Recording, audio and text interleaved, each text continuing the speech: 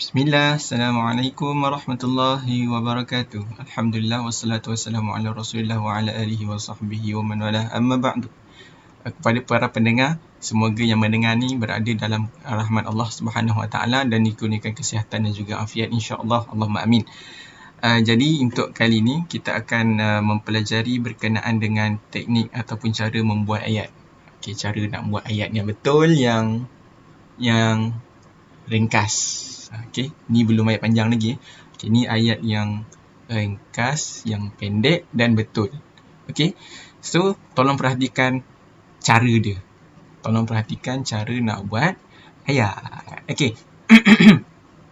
Jadi, ini adalah satu latihan pengukuhan sebenarnya. Okey, latihan pengukuhan. Cumanya nak tak nak, Ustaz kena syarahkan sikit lah macam mana nak buat benda ni. Jadi, ada 4 step. Nak tahu step ni tengok dalam GC lah. Tapi tak apa, Ustaz kami tahu. Untuk buat ayat ni ada 4 step. Okay, step yang pertama adalah tentukan fi'il ini. Fi'il yang ada 15 fi'il. Okay, tentukan fi'il ni dia perlu mangsa ke ataupun tak perlu. Okay, tentukan tu dulu. Dia perlukan mangsa ke ataupun dia tak perlu mangsa. So, fi'il yang perlu mangsa ataupun tak perlu mangsa kita dah belajar masa minggu ketiga dulu, lama dah. Okay, so tak pun Ustaz kami tahu jawapan dia. Okey, yang kedua, lihat fi'il tu madhi ke ataupun mudhari'. Okey. So lihat ni dulu, fi'il ni fi'il madhi ke fi'il mudhari'. So apa tanda fi'il madhi, apa tanda fi'il mudhari'? Mudah ya. Okey, untuk soalan ni je lah.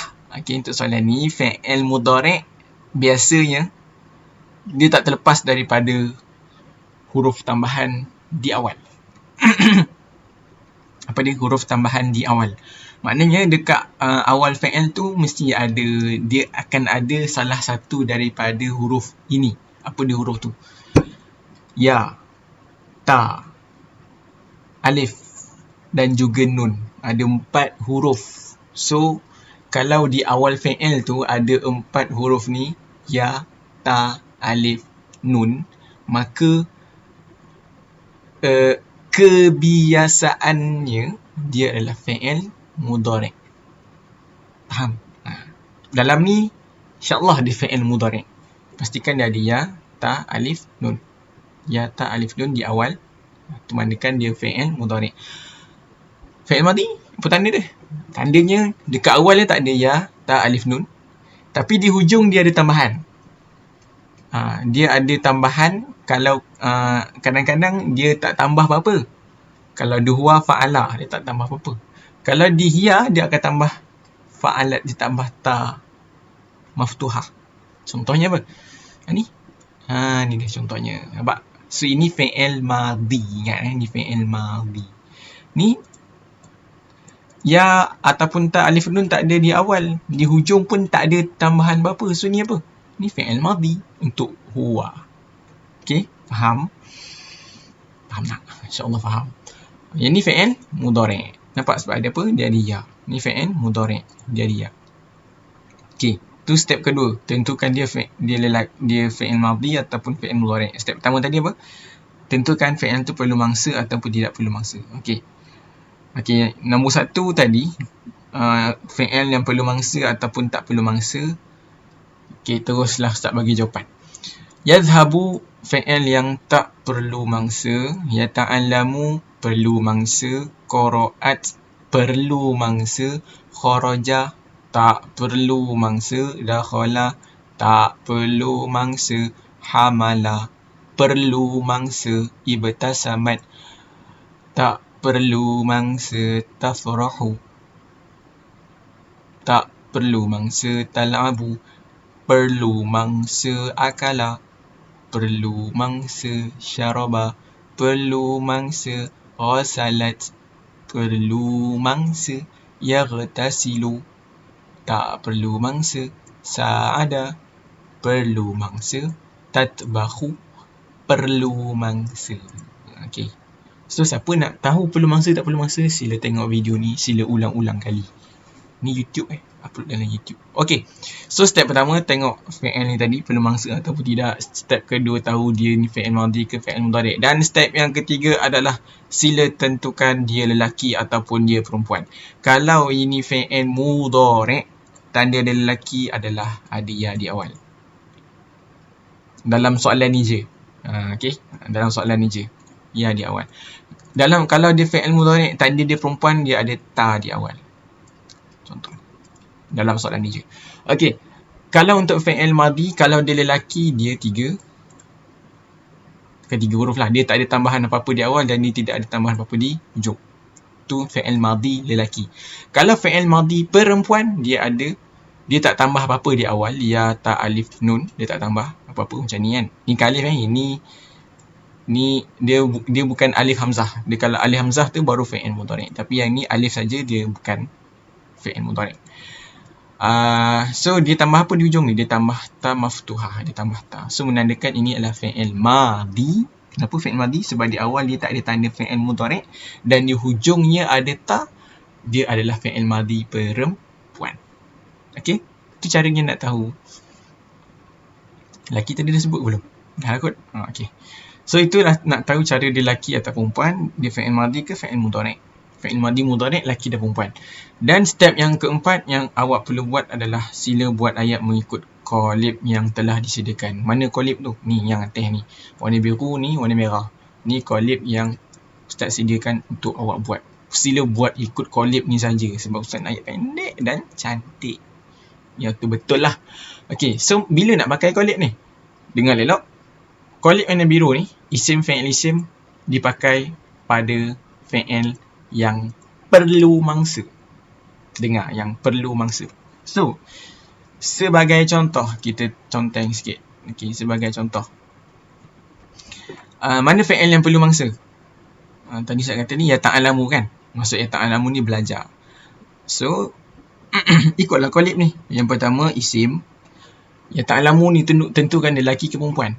Ya ta'alamu ni lelaki, fi'il mudhari'. Oh, okey. So, isim ni mesti lelaki. Okay, ingat isim yang pertama ni adalah pelaku. Isim yang pertama ni adalah pelaku. So, pelaku ni mengikut bilangan fi'il, bilangan dan juga jantina. So, pelaku ni ikut inilah bilangan dan jantina. Okey. So ya ta'allamu ni adalah fi'il yang perlukan mangsa. Okey. So kita kena gunakan qalib yang warna biru ni. So letakkanlah pelaku dia. Sebelum nak letak pelaku ni tentukan ya ta'allamu ni lelaki ke perempuan? Lelaki. Okey, so tulislah lelaki. Seorang contohnya letak nama siapa lah? Hanis. Okey. Contohnya Hanis nun. Okey, Hanis. Kemudian letak fi'il. Okey, apa fi'il dia ni? Ya ta'allamu. Ya ta'allamu. Ya ta'allamu. Isim ni apa? Isim ni nak letak apa ni? Isim ni letaklah mangsa. Okey. So, ya ta'allamu ni maksudnya belajar. Apa benda mangsa belajar? Hanis belajar apa mangsa dia? Mestilah belajar ilmu ataupun belajar bahasa Arab, matematik, sains dan sebagainya. Sebabkan ni subjek Arab, kita buat Hanis belajar bahasa Arab. Lughatu al-Arabiyah. Settle. Okey. So itu untuk contoh untuk contoh fi'il yang perlukan mangsa. Macam ni contoh fi'il yang tak perlu mangsa. Okay, kita pakai pen warna hitam. Okay, contoh fi'il yang tak perlu mangsa adalah yazhabu. So, kalau yazhabu ni fi'il yang tak perlu mangsa, so kena ikut qalib warna merah. So, mula-mula kena letak apa? Kena letak isim. So, yazhabu mesti lelaki. Contohnya apa? Lelaki je, perempuan pula lah. Qira'at. Kita ambil qira'at. Okay, qira'at dia perlu mangsa, no? Qira'at perlu mangsa, yang tak perlu mangsa kharaja. Okey, contoh kharaja. Okey, so kharaja kita letak perempuan lah. Cuba Ni laki. Ya Allah, mana yang perempuan ni? Yang tak perlu mangsa perempuan. Ni, ibtasamat. Dia tak perlu mangsa, dia perempuan. Tapi jauh sangat. Dah lah, susah lah. Okay, laki-laki lah sebab tak nampak ni. Okay, so kat sini kita pakai lelaki juga. So, isim kat sini sifat dia kena lelaki dan kena seorang. So, letaklah nama lain. Kita letak nama siapa lah. Okay, Hanis nama Muhammad. Muhammad Hanis. Okay, so letak nama Muhammad pula. Siapa nama kat sini Muhammad ke? Tak payahlah sebab ni kita belajar 2S. Kita pilih ketua kelas. Okay, ketua kelas siapa nak letak? Daniel Adha. Macam ni je Daniel. Macam ni kot. Okay, so Daniel. Fi'il yazhabu.